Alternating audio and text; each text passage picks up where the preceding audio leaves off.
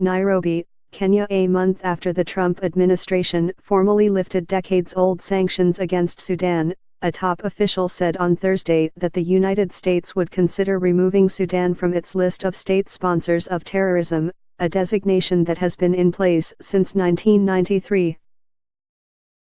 The step, which is contingent on further cooperation by Sudan with Washington, would further demonstrate the striking turnabout in relations between the countries, a thought that began under the Obama administration and a rare area in which the Trump administration has continued the approach of its predecessor. Deputy Secretary of State John J. Sullivan said the United States was willing to consider removing Sudan from its list of state sponsors of terrorism if Sudan continued to make progress on counterterrorism cooperation, human rights, and other key issues.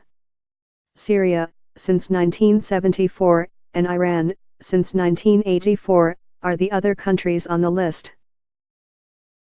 Mr. Sullivan said he raised those issues in a two-day visit to Khartoum, the Sudanese capital. He is one of the highest-level officials to visit Sudan in a decade.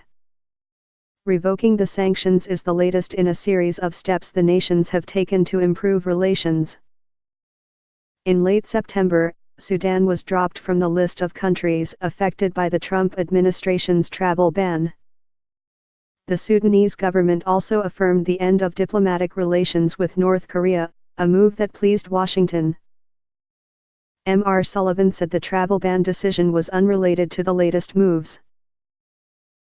That is an immigration issue, he told reporters in Khartoum. Sudan was designated a state sponsor of terrorism by the State Department in 1993, after officials determined that the country had harbored militants plotting to bomb the United Nations building, the New York headquarters of the FBI, and tunnels connecting New Jersey with Manhattan.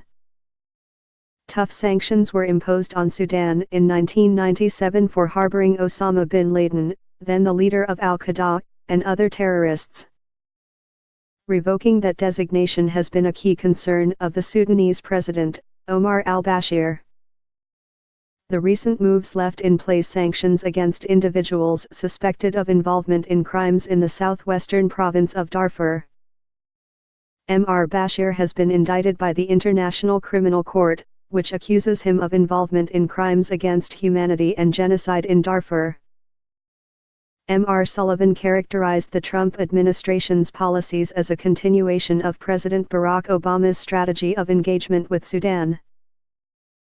He praised the Sudanese government's positive steps over the past 18 months, including counterterrorism cooperation, expanded humanitarian access and what he called the end of Sudan's destabilizing actions in South Sudan.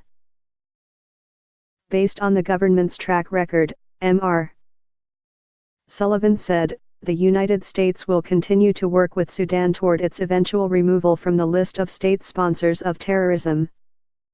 Mr. Sullivan said the United States would nevertheless continue to press Sudan on human rights issues. There will need to be substantial progress on those matters, including political freedom, press freedom, and religious freedom, those freedoms that are so important to us as Americans, he said. Mr.